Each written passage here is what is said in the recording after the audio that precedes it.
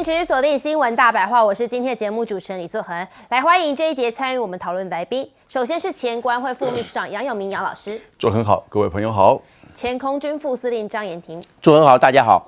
先带大家还是来看这个国际的焦点呢。我们来看呢，现在啊，在整个呢关税的这个重手之下，你看到呢，美国总统川普啊，我们一直在说他似乎有点骑虎难下，现在没有台阶下呢，怎么办呢？马上哦，川普呢又放话了，他说现在呢，中国国家主席习近平已经打给他了。那么川普还说呢，除非是中国有实质的动作，他不然呢不会达成这个下降、调降关税这样子的措施哦，也就是说呢，现在好像说，你要彰显说拜托我的人是你中国，但是你看中国怎么说呢？大陆外交部发言人啊就反呛哦，说美方啊这个是在混淆视听吗？我们带你来听。第一个问题，昨天我和商务部的同事已经明确回答了这个问题，中美双方并没有就关税问题进行磋商或谈判，美方不要混淆视听。到底有打还是没有打？现在大家看了不飒飒，你相信哪一方呢？我们看到 CNN 的节目当中啊，就说在场很多人士，他们其实是不信任川普的立场哦，甚至呢，还有节目的来宾啊，情绪一度是非常的激动哦，质问别人说：“你怎么可能会选择相信中国呢？”另外，美国演员啊，这个评论员啊，也反问哦，说：“你怎么可能会去相信川普呢？”我们来听他的质疑。Listen, why are you guys on China's side in this?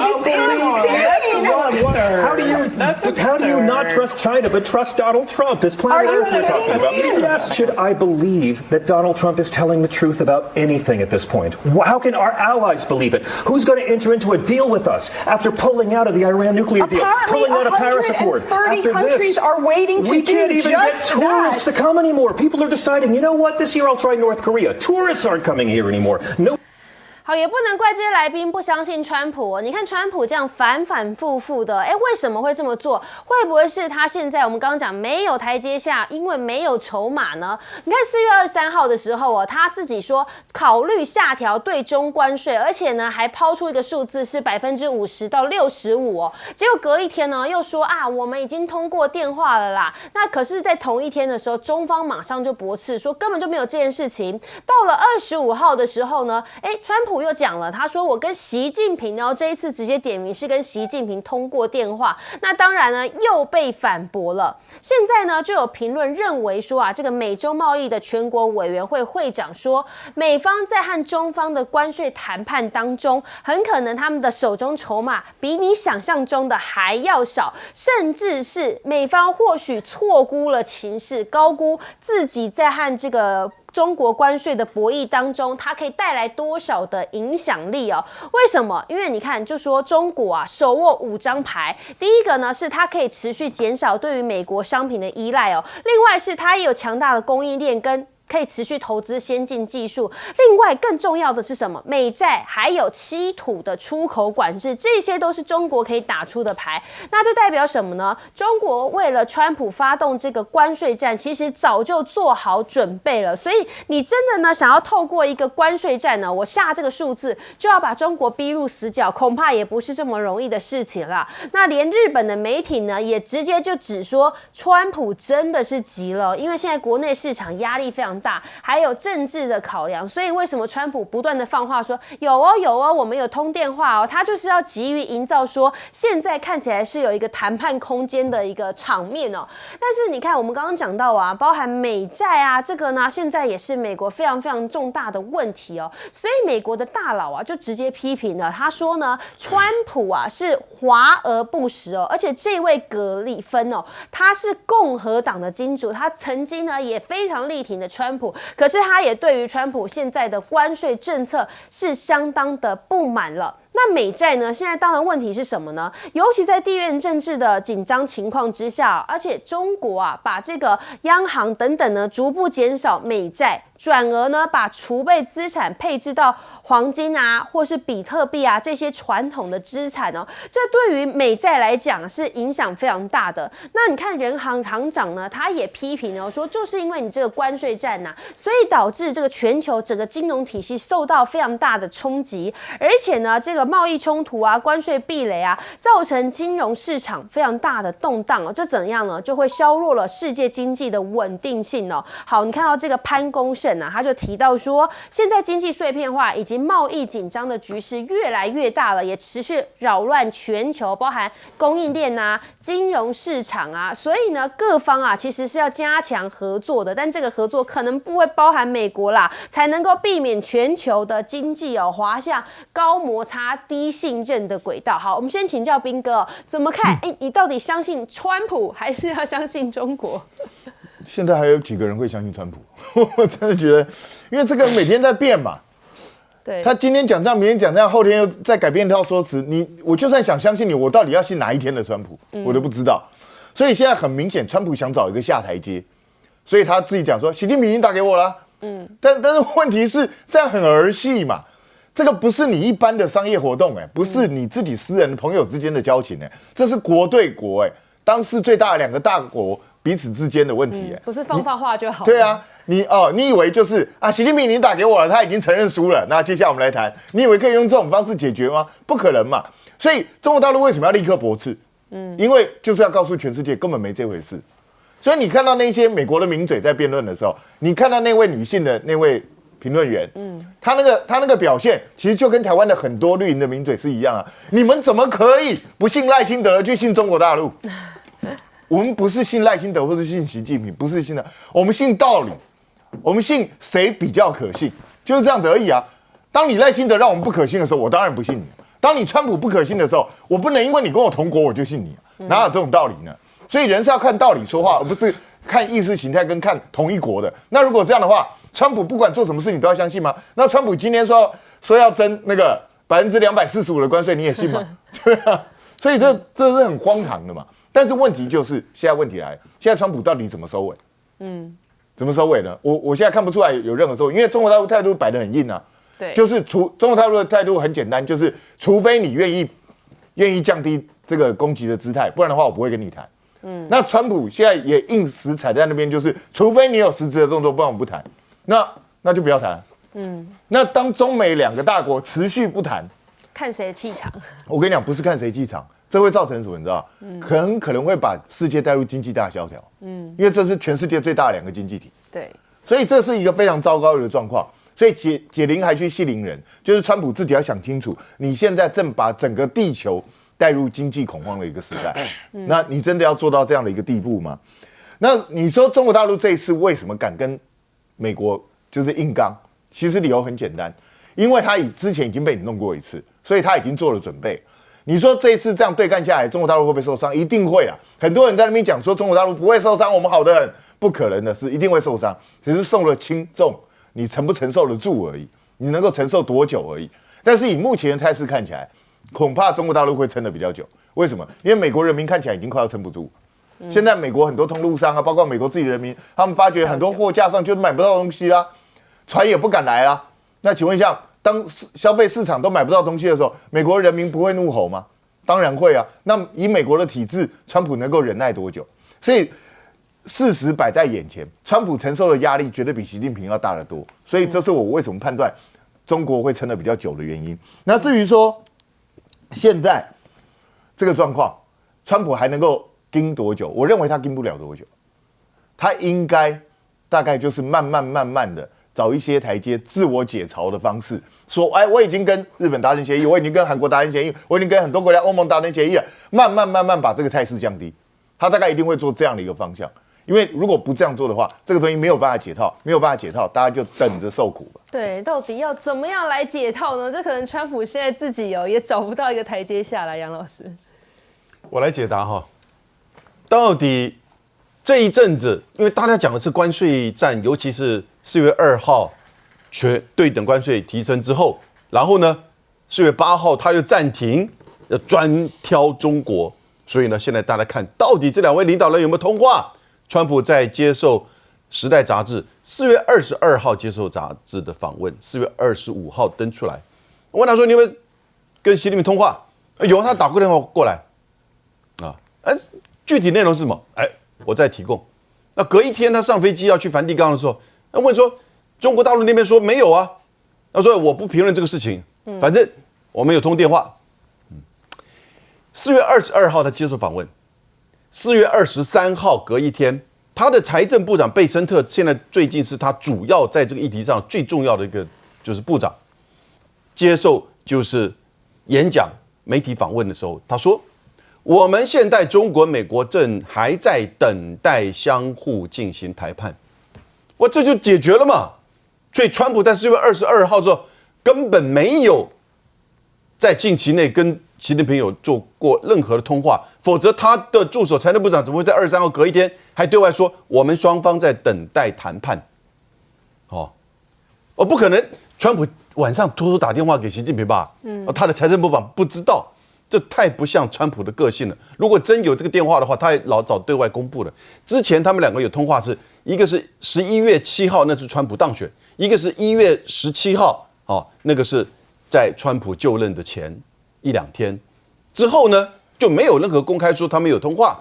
所以川普这纯粹在自救，因为他已经乱了，整个政策乱了。川普政策有3大错误，第一个，他对全球苛征对等关税，185个国家全球掀桌子，对非洲国家加起来平均30多%，赖索托50%，这些国家穷得要命，怎么你也对他苛这么高的税？那对你自己的最友好的日本、韩国、英国、欧盟也都是20几%。那因此呢，你造成全球的经济的混乱、股市的动乱，然后呢，大家也对你美国不信任。然后第二个，你对中国一下子你要单挑它，结果你一下子一种意气用事的到了245%，那这个你搞成一个僵局。这个僵局现在他要用自己放假新闻的方式说，我们有通电话了，就表示说我愿意跟他谈。用这种方式有一点像是谈判技巧当中的引蛇出洞，然后呢，你再顺我的这个意思，我们彼此在慢慢的往下降。他大概是这样子个规划。那第3个呢，就是他这个政策从头到尾反复不定。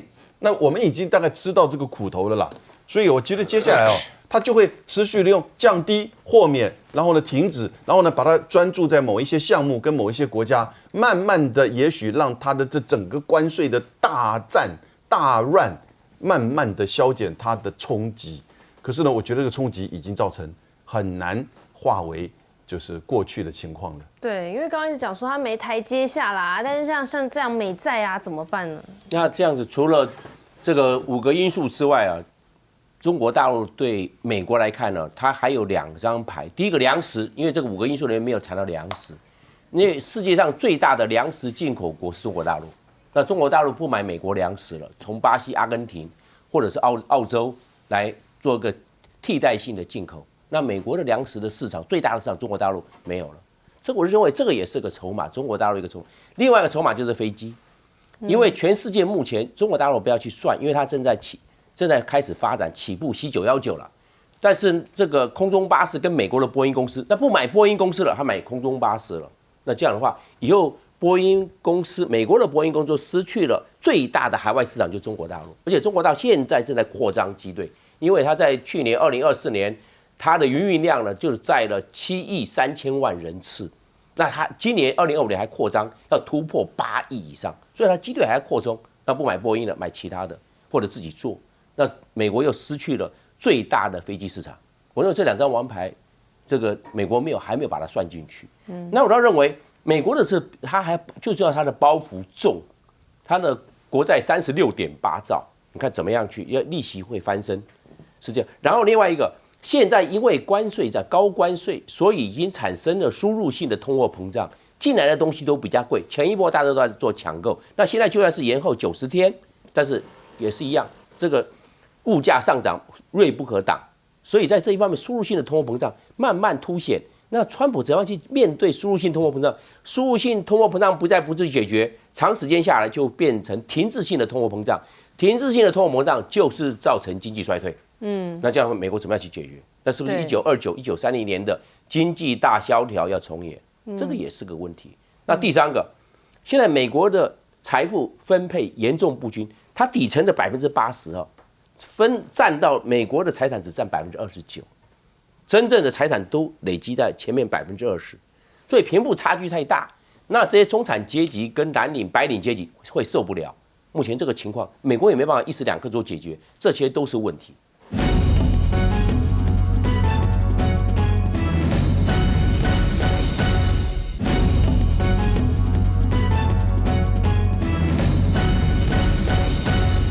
欢迎回来，新闻大白话，我是作恒。来看呢，是现在啊，在这个中美之间的贸易战、关税战之下呢，我们看到中国的反制措施哦，首先包含了还有取消了1.2万吨的美猪订单哦，一口气哦，1.2万吨哦，全部就把你 cancel 了。那这是呢，自2020年以来最大的一次哦，这个猪肉订单取消。好，那这个猪肉订单呢有多重要呢？因为中国对美国来说也是一个非常重要的市场哦，不仅是主要的猪肉消费国，同时也是重要的参与者。那你以为只有猪肉吗？还有哦，是稀土哦。这个猪肉可能是大家平常比较常听到，另外稀土呢非常的重要哦。好，现在有美企就说他们的稀土已经被卡了，这个是变成企业的致命弱点，因为呢对他们来讲，这个一个材料可能就是整个供应链一个关键的环节。那现在呢，稀土的库存只够用60天了。那如果接下来中国还是持续不批准的话，那么接下来这些美企恐怕都会是水上加霜的。好，所以有高级分析师就说，一些公司啊，现在呢也很担心，等到库存耗尽之后，还能够继续生产吗？那么拜登政府的能源部副主任呢，他怎么回应呢？他说啊，冷战期间呢，有储备了500亿美元的战略物资哦，这个就是为了确保美国和盟国在发生冲突的时候呢，能够提供补给哦。这让他们今天呢，处于一个非常脆弱的境地哦。好，我们来看呢，但是现在川普呢，他却是很自豪，他说呢，我们还是有这个制造业在美国 Made in USA 哦，我们来看他在上任100天呢，接受了专访哦，当然也提到了关税政策嘛，他毫不迟疑哦。川普说这个是他完全的胜利哦，还说呢这样就可以迫使外国企业把制造基地迁到美国，因为呢只要这些产品在美国境内生产，就可以不用缴关税。但真的是这样吗？其实呢，你看这要在美国生产啊，可不是说我工厂搬过去就没事了，你后续还有很多的成本要考量，尤其是像人力啊，这个对美国来讲呢，其实成本是大幅提高的，而且呢，供应链大乱的情况之下，也让很多企业只好涨价了，而且还调降了他们之前的财政的这个预报哦。所以呢，企业高层啊，现在纷纷的都警告说，市场的不确定性不断的正在上升当中。好，那最明显的是什么呢？美国纽约啊，就有科技爱好者凌晨5点哦，跑去抢购中国的全景相机，因为呢，他们很担心接下来可能会买不到啊，或者是东西哦就要变得非常非常贵了。可是现在呢，是不是产业也只能自己摸摸鼻子，被迫买单吗？辉达执行长黄仁勋哦，好，现在就有川普被点名他了。他点名的黄仁勋之外，还有台积电的董事长魏哲嘉哦，他就谈到说，对于这2个人所承诺的对美投资计划，非常具有信心。哇，这一听呢，难道说我们又只能买单了吗？对于川普的点名呢？好，那他说呢，更重要的是什么？这些人哦，根本就别无选择，因为呢，如果不这么做的话，就会无力负担美国所设定的关税哦。好，那这个难道说辉达之前已经损失了55亿了，还不够吗？接下来还要继续的听川普的话，否则川普不让你下船团呐。好，那另外呢，还有我们看到在这个 AI 公司的部分哦，现在说呢，中国爆红的这个 AI 代理啊，它是获得了矽谷的投资，也就是说呢，矽谷的公司哦，他们宁可去转而投资中国的 AI 哦。这一轮的融资总金额呢是高达了7500万美元，而且有非常多的这个投资者也跟进来跟投。那这一次的这个挹注资金呢，估计比原先估计的还增长了将近有5倍，来到将近5亿美元的规模。在这个拓展领域来说呢，包含美国啊、日本啊，甚至是中东的新兴市场都是接下来这个 AI 服务的应用范围哦。好，我们先请教彬哥哦，怎么看说现在这个当然中国的反制措施啊，是一个接着一个啊，美国要怎么挡？其实从这一场关税战就可以看得出来。中国大陆已经准备了好几年之久，可是美国好像几乎没有在做任何准备。川普在执行这些政策之前，好像根本没有先去盘点自己到底库存了什么东西，你手上有哪一些武器，哪一些软肋，哪一些可能会被对方攻击的东西，他完全没去想这些，他就是以为他只要一宣布关税，对方就会跪下来求饶。结果发觉事实跟他想的不一样之后，现在美国开始慌了，不知道自己该怎么办，因为他明明就知道中国大陆就是全世界最大的稀土生产国，如果他把稀土这条路全部都断，美国到底去哪里去找替代品？美国从20几年前就已经知道这个问题，想要重新建立自己的稀土产业，但是一直建立不起来，因为问题太多了。实际上，美国现在也不拥有这方面的技术，他要重新打造整个稀土产业，你没有花个10年8年以上，根本就做不来这件事。那缓不济急，请问应该怎么办？所以我觉得川普完全没有去考虑，就去做这样的一个东西。他以为别人都是傻瓜，其实现在证明了傻瓜是他自己。但他现在还在嘴硬呢，还在说我获得了完全的胜利啊。请问一下，你获得了什么胜利？实际上，美国人自己都在说了，川普所谓的他这个政策一推出来之后，关税收入大增，根本就是骗人的。实际上根本就收不到他所谓的那些关税。然后他说制造业会回流。对，在美国的强力的关税压迫下，如果接下来这些厂商想要做美国的生意，可能真的必须有一些厂商就必须去美国设厂。但第一个是要花多少时间？那在这一段中间的期间，请问一下美国人要去买什么东西？然后他在美国生产之后，它的价钱会不会变贵？那请问一下，美国就要迎来一个高通膨时代吗？那这个高通膨时代要多久？会持续多久？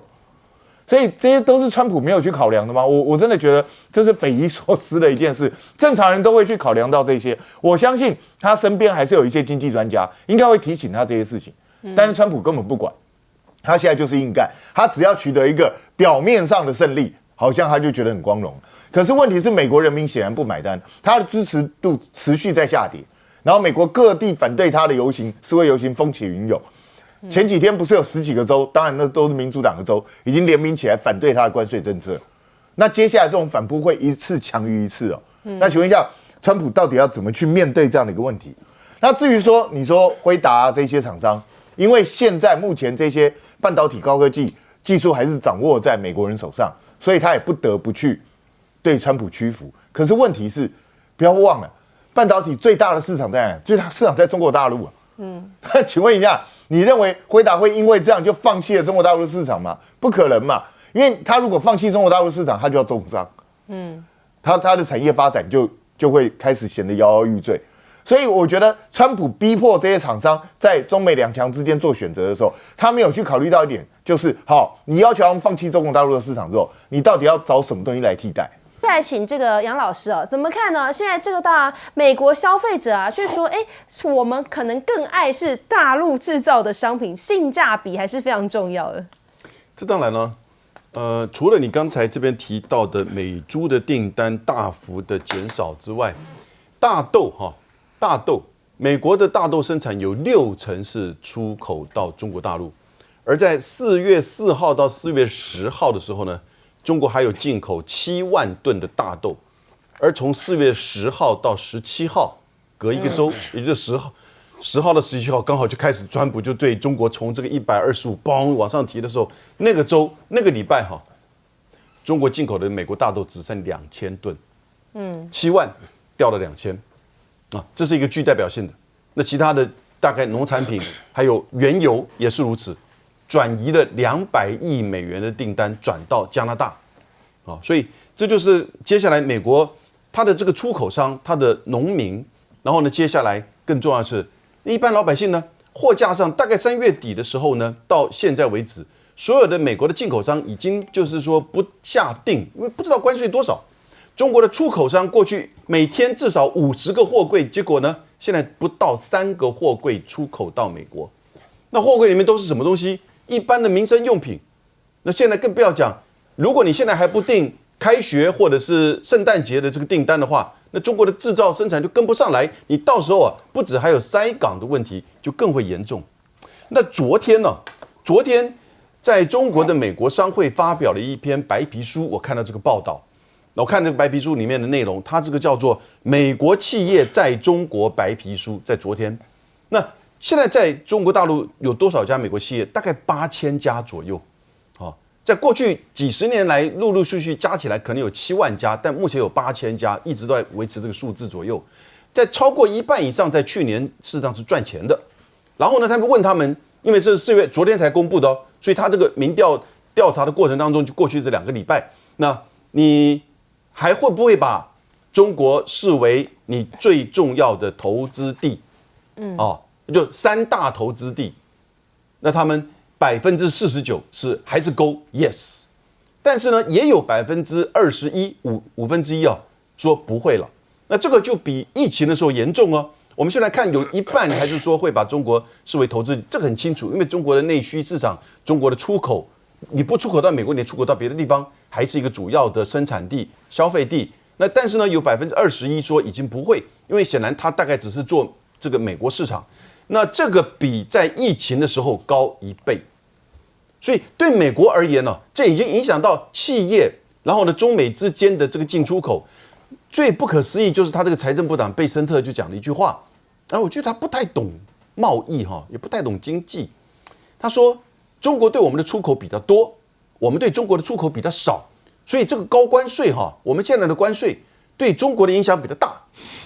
这个听得有道理吗？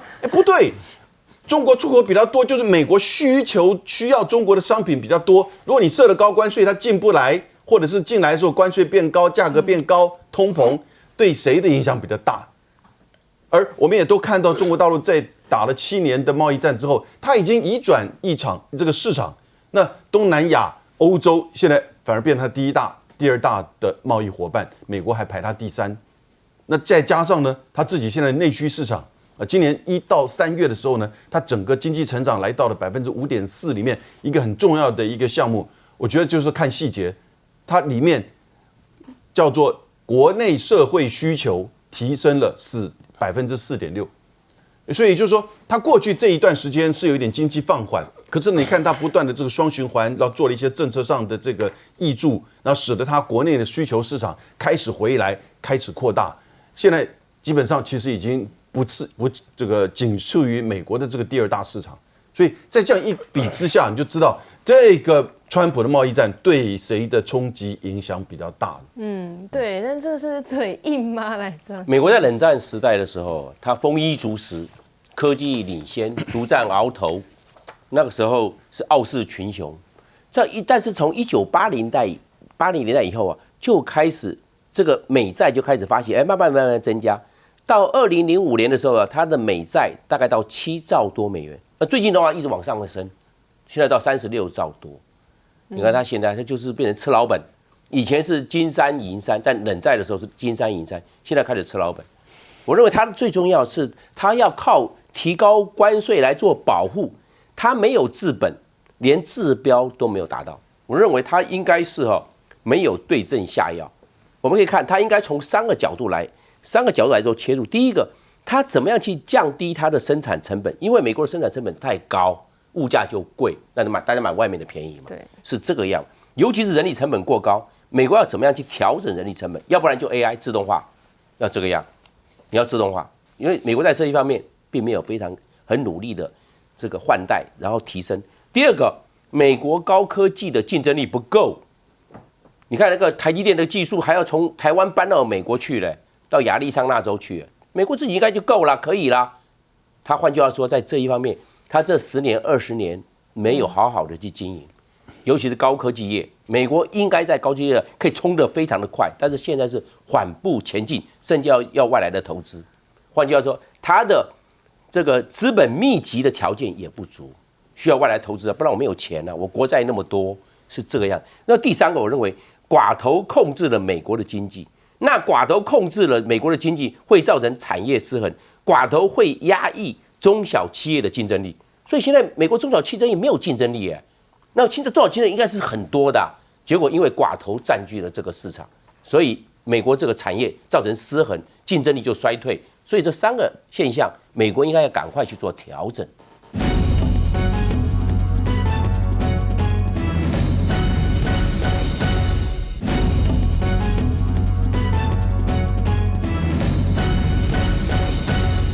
第二部分啊，川普是不是又在做白日梦了？因为他接受了这个《时代》杂志的专访，就职100天的专访啊，他突然说，这个习近平打电话给他了。他怎么说？他说习近平已经致电给他了，双方一直积极的谈判。如果习近平不打给他，他不会主动打给习近平，还说不认为习近平打电话是示弱的表现。但问题大家想问啊，川普是在周2，也就是22号的时候，在白宫接受专访。如果习近平真的致电川普为真，应该在这件日期之前。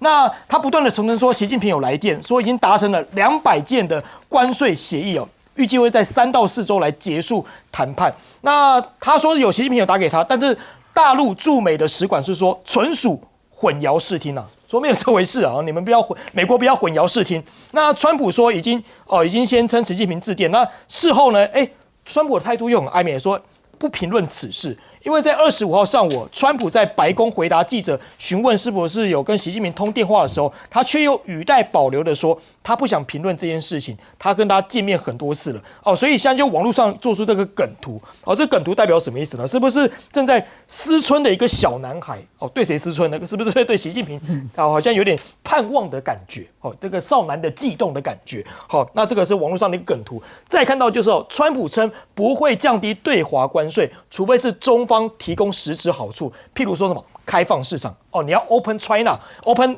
中国的市场他们才可能会降低关税。那现在关税战扑朔迷离日本媒体只说川普焦虑了。那中国大陆呢却会因为这件事情而冷淡。什么事情呢？他说如果美方不取消加征的关税就无法展开对话，那对美方释放的讯号呢显得冷淡人家对你是冷淡的态度。那美国媒体怎么讲？说中国压住川普扛不住了美国将在关税问题上让步有这个氛围出现。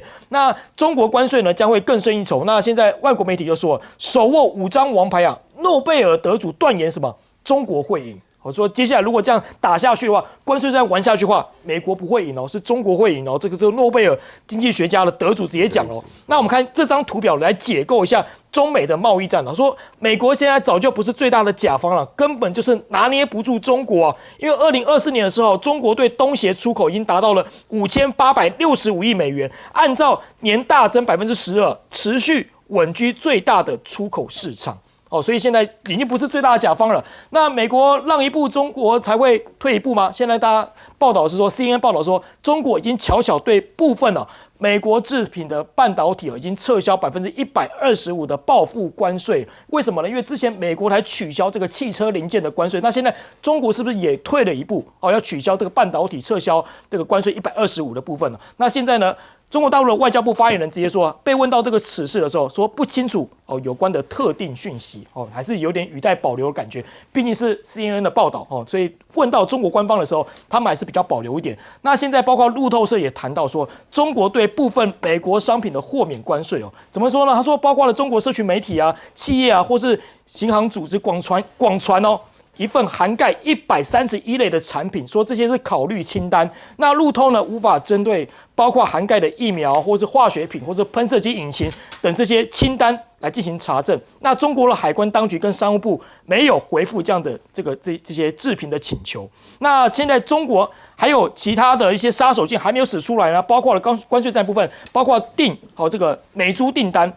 现在单周的销量已经暴跌72%，成为创下5年之最那中国大陆呢脱钩美国的天然气能源，那转向跟中东这个液化石油气。所以现在看起来，美国已经不是唯一中国大陆的一个解放，它现在有其他的一些招数还没有使出来，包括了这些稀土这些稀土的这些情形呢，进行7种稀土的出口管制。那彭博社跟报道了，像美国国内呢，目前针对这7种稀土进行精炼的能力为零，完全仰赖进口。那现在包括另外一个部分就是美债的部分，现在美债不香了吗？现在包括了这个贝莱德，他直接讲了，中国的央行可能转向黄金跟比特币。好，先请教帅将军，帅将军怎么看哦？习近平是说，我有跟川普一说，我有跟习近平通电话，可是你看中方的态度好像比较保留。我想川普应该唱一首歌了。要唱首歌。这个以前大家都听过 Tell Lola I love her， 他应该讲 Tell 习近平 I'm waiting for you 这个很悲哀的，就是说你前面姿态摆那么强，要人家伏低或做软，不可能嘛。第二个，我告诉你，这个2个人的对抗啊，你不能说谁赚的钱多，谁亏的钱多，那个不重要，你知道吧？我们要从大国博弈来看，是这仗还没打完，美国已经输了哪几样东西呢？他最强的联盟，西方联盟，现在纷纷自谋出路啊。那中国大陆趁这个机会，南方世界开始团在一起啊。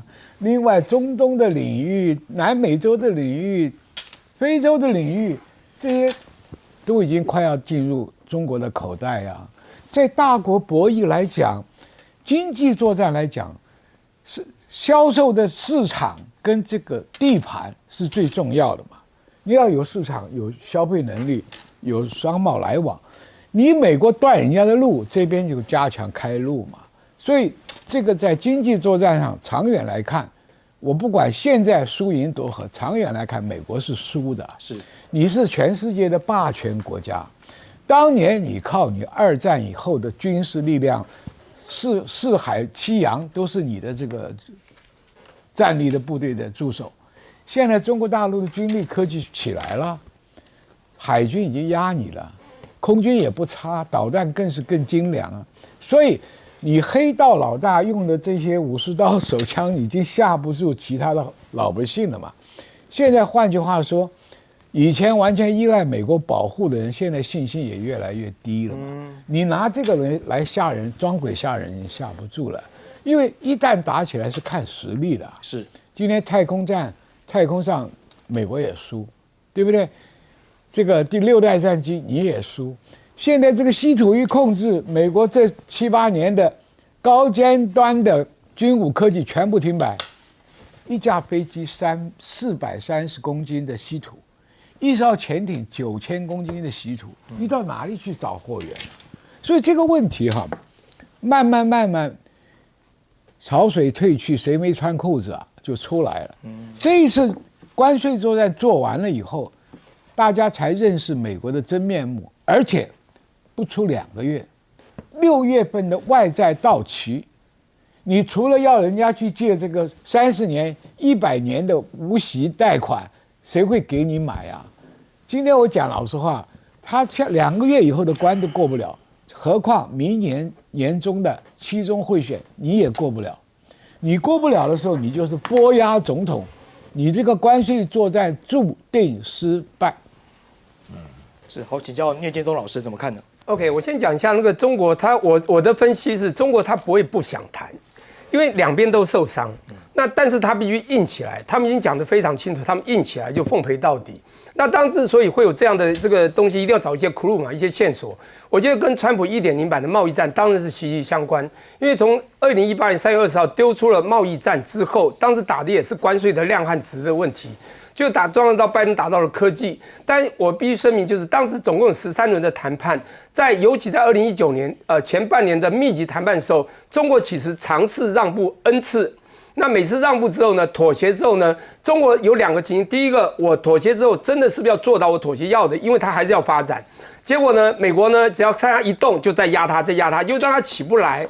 这个中国呢，当然到了最后 COVID-19 之前呢，尤其在最后的12、13的谈判，7月和10月。他已经认知了美国绝对不会饶我们，就这样，他这样想。之后呢，他就开始沉着应战，所以最后还打出了反击牌。那这一次刚好经过了这个 1.5 的拜登这个版到了 2.0 版的川普，他 1.0 版受的伤，这次他已经沙盘推演，知道他们必须硬起来。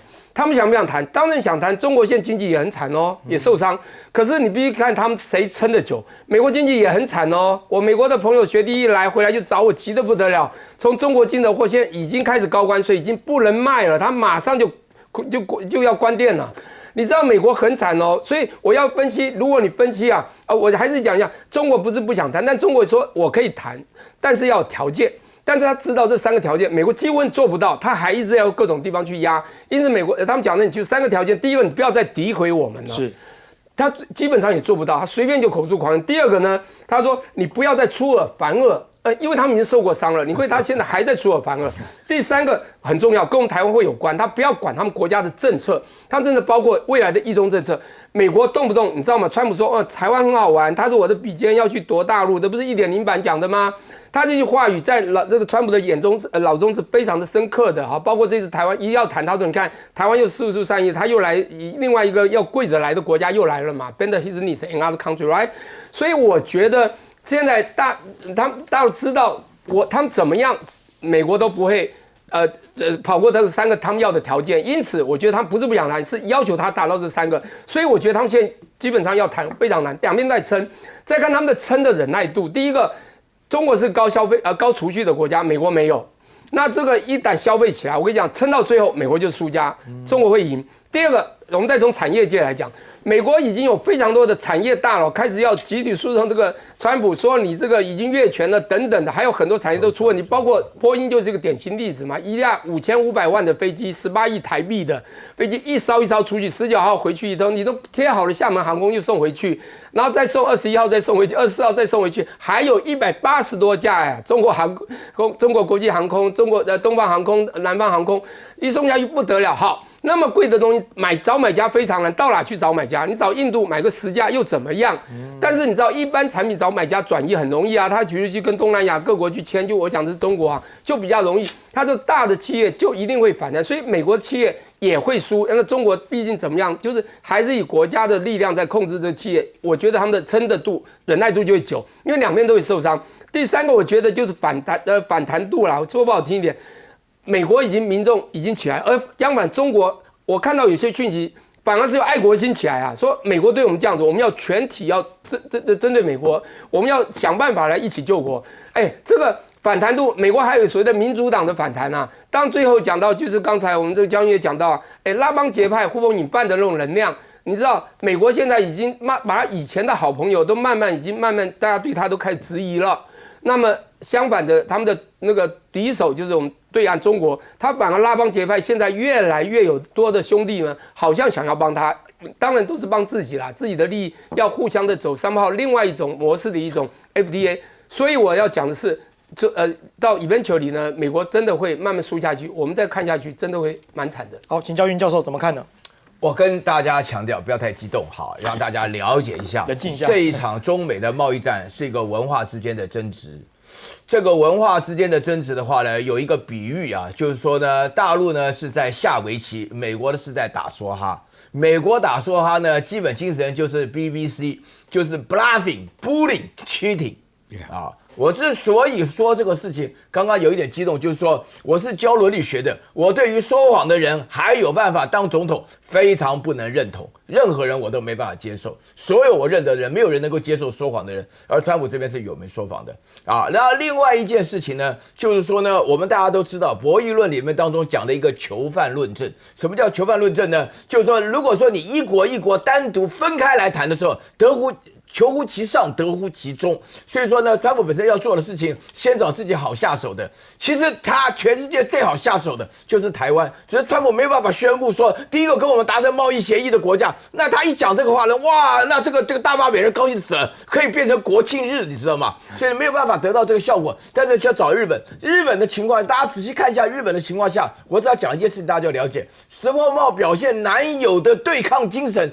民意调查大幅度的攀升，为什么会出现这个结果？就是因为所有的贸易谈判涉及到贸易战，贸易战跟国家打热战是差不多的，是国家的权益，这是个非常重要的概念。因此的话呢，对于这种囚犯困境当中，就对于大家所有的情况来讲，中国本身对美国说不的这种情况下，使得他资讯情况变得非常透明。在这种情况下，大家可以了解川普为什么要一再的说谎说啊，我们现在正在谈啊，今天上午通过电话，人家就不断的找中国外交部的这个郭家坤来证实，郭家坤马上讲说全部是假消息。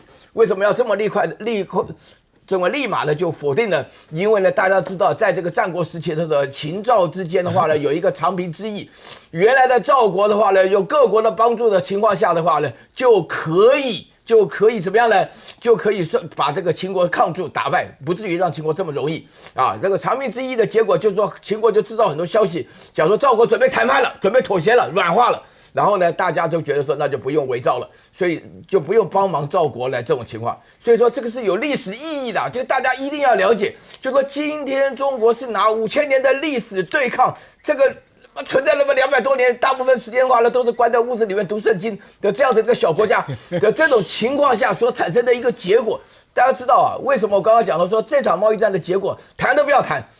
中国一定有机会了。为什么？因为中国人本身在发展的过程，除了储蓄率高以外，刚吃饱饭30年了，不像美国脑满肠肥的已经搞了100多年了。这个比较起来的话，由俭入奢易，由奢入俭难，大家还不明白吗？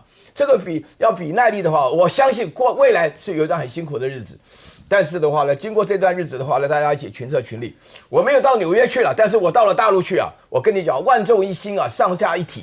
全民支持国家的政策，勒紧腰带，准备过苦日子，这个就是中国人的抗战精神。这个抗战跟打贸易战的道理是一样的。好，我们再来看到了，就是现在呢，是不是把太平洋的垃圾污染的问题甩给中国？那现在川普用的是 P 过的图，这个图片是川普在社交平台上发布了3张图片了。他声称说什么？太平洋上的中国礼物，那图片上面呢？上面都是垃圾。好，那这三张图片到底是从哪里来呢？现在有大家找出来说，都是旧图了。不仅有大西洋，不是太平洋大西洋的图，还有一张是被 P 过了。好，所以问题回来，现在是不是连美国人自己都不相信这个宁可信中国，也不要信川普了？这个纽约市民啊，凌晨2点在排队买什么？买中国的相机。那关税再涨也顶不住 Made in China 的魅力。我们来听听看这段过程。3 a.m. Dedication. Let me take a selfie.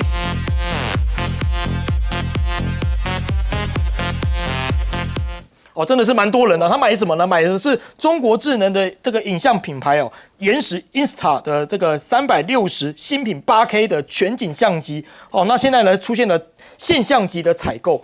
那但问题回来这个关税的阴影挥之不去，将近一半的美国人做好物价大幅上涨的心理准备。那现在呢，川普的铁粉确实希望说，川普应该要更强硬一点。这呈现什么态度呢？美国现在出现了2派的态度，有一派是认为说，这个包括一些这个川普的民调认为，多达60%的认为川普施加关税做得太过头了。但是也有大概有一半的这些民众是认为川普是 OK 的，甚至还有川普支持者不满说，为什么要为了跟他国谈判暂停部分关税90天？川普不应该暂停关税，特别是对中国。所以你看到目前美国的情况是呈现这个民众是情绪是蛮对立的一个情形。那川普执政100日将至，《纽约时报》民调66%的选民嫌混乱，那54%认为太过火，接近一半以上基本上都不太认可这些数字啊。那甚至还有59%的认为川普第2任期令人害怕。好，再来看到是美国现在企业也乱了阵脚吗？那印度会当接盘侠吗？上日100日接受专访，再提关税政策，川普再度重申美国生产就免税了。他被问到说，未来对外国的产品维持20%、30%甚至50%的高关税，是否算是美国的胜利时，他毫不犹豫的直接回答，这是完全的胜利，因为只要产品在美国境内生产就可以免缴关税。但真的是这样子吗？美国企业好像已经开始有点紧张了。中国大陆拒绝收波音，现在传出印度接手，印度要航空接洽10架。那另外部分呢，包括了苹果现在加速撤出中国，那销往美国的 iPhone 难道以后都是印度来做的吗？这个是《金融时报》的报道说，苹果目前已经立下了明年度的时候要让美国市场的销售量超过6000万只的 iPhone 全部改由印度来做供应。那这个意味着什么味道呢？意味着说印度的 iPhone 产量必须在1年多以内增加1倍。那部分的人士质疑说这个计划的可能性，因为苹果当初花了将近20年重金投资了中国生产线才达到了规模。那你现在突然转到印度去，印度能够完成像这样子的规模吗？被自己人打上问号了。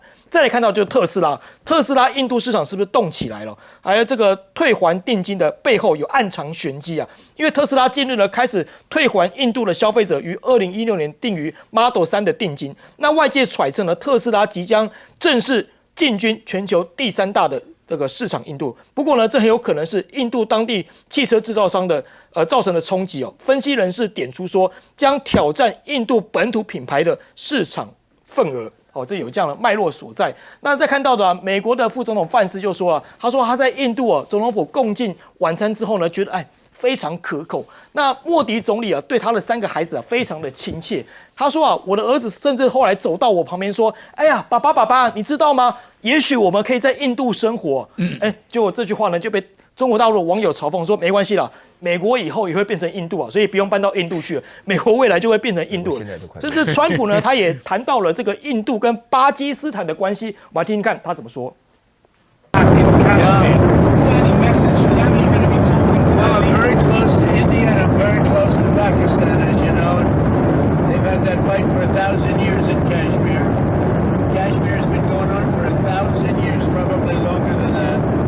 这川普是不是有点错乱的？这个印度跟巴基斯坦才1947年才开始分治独立，哪有打了1000年所以他是不是有点讲错话的感觉？那现在呢，枪击案事件之后呢，第3天这个巴印在克什米亚里面在交火当中印度呢控制了这个克什米亚地区，22号发生针对游客的枪击事件之后呢，印度跟巴基斯坦都采取强硬的措施，引发局势升级那两军呢在当地时间这个25号。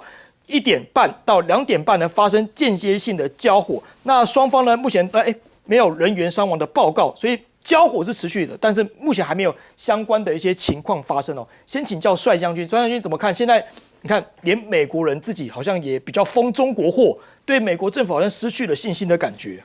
不是这个东西性价比用一用就知道了，口耳相传。我跟你讲将来 iPhone 手机全是印度造的话，它这个品牌可能就要降级了。当年是靠所以它这个，你不要以为印度能够接盘。我告诉你，印度这个国家能够接盘东西太少了，它只有制药，但是制药里面有专利权的药厂愿意给你吗？你通通给你，我的专利权到哪去了？其他的，他的工人教育水准不够，基础建设不够。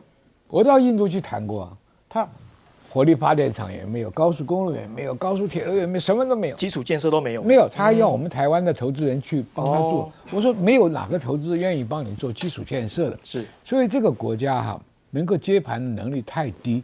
第二个，印度的统一是英国人帮他统一的，那殖民的时候把你全部。300多个小邦到现在这些帮主还在对，势力范围还在为什么印度的基础建设难搞了？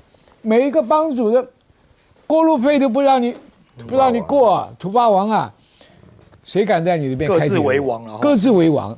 而且克什米尔本身就很复杂，宗教的问题是人种的问题，政府的这个不得人心的问题。这件事，我认为巴基斯坦跟印度打不起来。为什么？时间一长，这个恐怖分子是谁发动的，总有调查出来的。而且这2个国家也不会这么一个案子发生局部战争到全面战争，因为打仗稍微聪明一点的老板都知道，仗不能随便打。是，所以这个问题我们可以略过不看。我们现在要看到美国，因为跟中国大陆断钩以后老百姓的有感的感觉很快。黄仁勋的晶片卖不卖，只有公司老板知道。可是我家的卫生纸、我的鸡蛋、我的牛奶、我的面包涨价，是每家都知道3亿多人口，你只有几百万的顶尖富豪是不在乎，其他的2亿多的人，他在乎每天自己家里老人家要包的尿布，包大人要不要买？婴儿要不要买？奶嘴要不要买？这些都是中国人做的。现在最滑稽的是，阿拉伯买了很多圣诞灯，由回教徒转卖给基督徒。滑稽滑稽。你说今天这个状况，美国是个什么状况？真是很堕落啊！今天川普你那一点本事救不起来的了。好，我们休息一下，广告回来继续讨论。有阿拉伯人。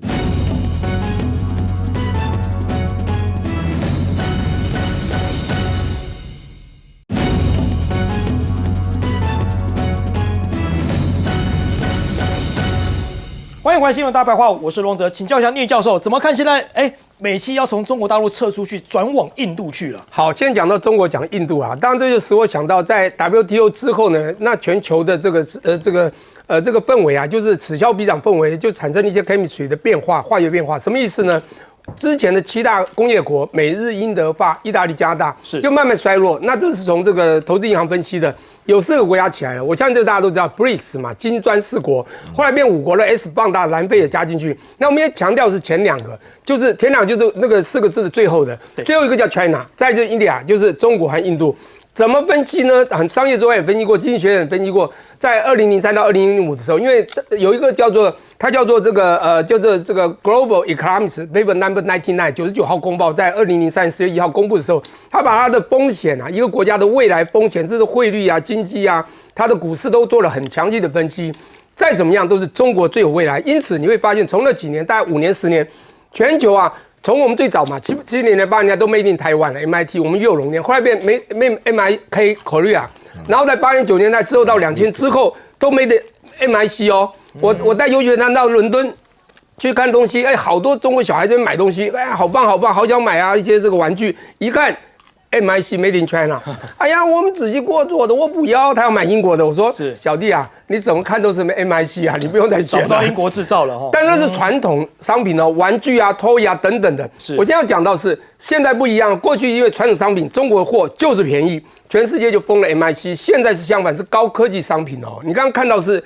相机它不是普通相机，要不然怎么会排队排这样？相机到时候可以买，它就会不一样，它的精密度、它的解析度、它的功能度就会有差。所以中国现在走到是高科技的部分，因为它科技发展真的很快。你看中国制造2025里面就写了很多啊，它未来10大科技领域，它的 quality 变好了，质好了。这个是我想到我在2000的时候带了一些教授学生到越南就开研讨会，我办了一个小的一个浏览，到了古芝栈道，导游是华人，姓张先生，他就跟我讲，那个聂教授，你知不知道？现在这些都是台湾摩托车，我说真的那么好？他说，可是以前他不买台湾摩托车，全部买日本的，结果就有人把它贴了一个 mark， 叫做骗大家说这是 Made in Japan， 其实大家才发现很棒嘛，结果哪一天发现是台湾的，才知道原来是台湾，以后就认定了台湾货也这么好。那我最后要讲，最后很快一讲，就印度呢，说不好听，它是一个世界级的一个国家，这个国家里面人才的确多，但是它就刚刚讲的28个邦，那个真的很乱，它的结构很乱的，它要整个刚刚讲说。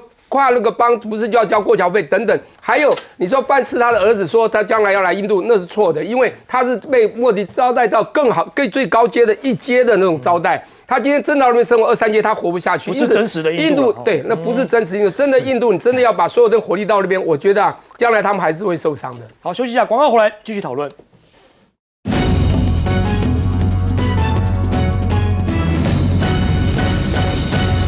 的主要原因就是因为有2方面了啊。第一个的话呢，你本身呢要进什么货，像 Target 啦、Walmart 他们进货的话呢，原来都是一样的。有时候今天我就在想，如果说你这个事情发展很确定而且很规律的话呢，那所有人都不累，大家只要按照这个去年怎么做，今年继续做就简单了。但是突然这一改变的话呢，不得了，这个关税的话呢所造成的一个供应链上的引发了大问题。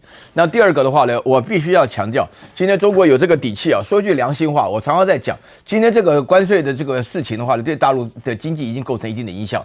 但是大陆的底气主要是来自于我们刚刚讲的原因之外呢，最重要的是物美价廉。大家都知道一句话，任何东西不管你多么高的科技，只要中国能够制造，一定变成白菜价。什么叫白菜价？意思就是说它会非常便宜。就是说，如果说你这个产品好到没有办法取代的时候，就是再便宜或者再贵的话，你都得非要不可。那这个反过来看的话呢，那个台积电所产生的东西，为什么是我们一个筹码，不能够轻易给人呢？台积电东西是世界独一无二的。这个川普自己都说魏哲家是一个传奇性的人物，就表示你的东西是独一无二。